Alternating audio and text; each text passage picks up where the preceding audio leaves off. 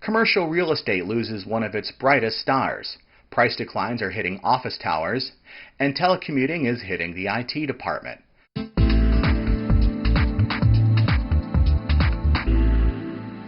I'm Bob Woods from Sibdu with social networking and quality news and information for anyone in commercial and investment real estate. In the news, maverick real estate developer William Alter has died. Alter passed of complications from pneumonia and Alzheimer's in his Chicago area home last Friday. He was 78. Alter developed more than $1 billion of space over 50 years and was named one of the most influential people of the 20th century by a leading real estate magazine. Bill Alter was dubbed the Sky Broker because he used a twin-engine plane to scout land through his native Chicago. His Alter Group is ranked the 5th largest U.S. commercial developer by National Real Estate Investor magazine. Commercial office towers are reversing their upward trend when it comes to sale prices. The MIT Center for Real Estate says office tower and building sales prices fell 5.5% in the second quarter of 2008. This is the third consecutive quarterly decline as measured by MIT. Industrial fared even worse. That sector was down by almost 6.5%, while retail was off by just 0.5%. The bright spot? Multifamily, up by 0.1%. Commercial properties as a whole fell almost 3%, the fourth such quarterly decline. Those figures are part of the school's transactions-based index. Colliers International, meantime, chimes in with its look at the office space market. A new report from the CRE services firm shows that the U.S. office market gave back space during the second quarter of this year. That's a trend that Colliers expects to repeat itself during this current third quarter. Besides a further contraction in occupied space, a number of office developments came online during the second quarter, which put even more pressure on vacancy rates. Rents, meantime, increased modestly in downtown areas and weakened marginally in suburban markets. Fewer people are going to those office buildings because of telecommuting.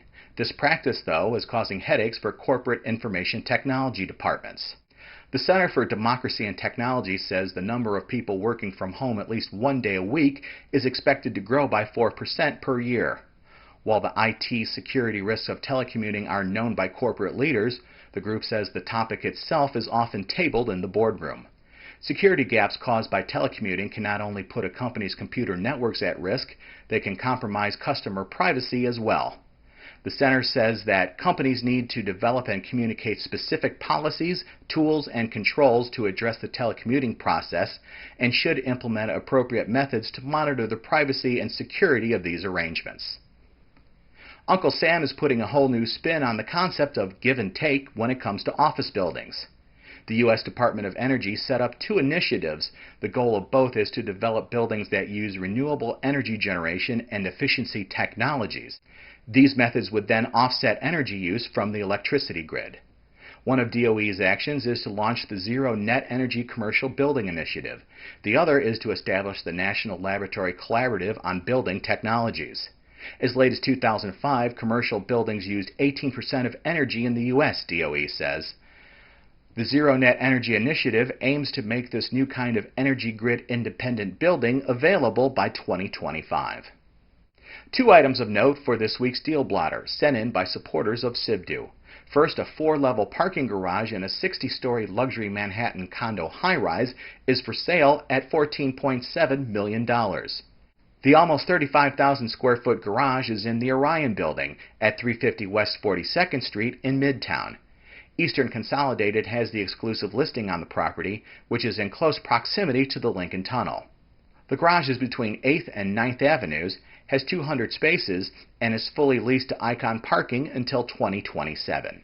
And second, again from Colliers, two of its offices in the Olympia, Washington area will hold their first structured sale request for offers event on October 10th.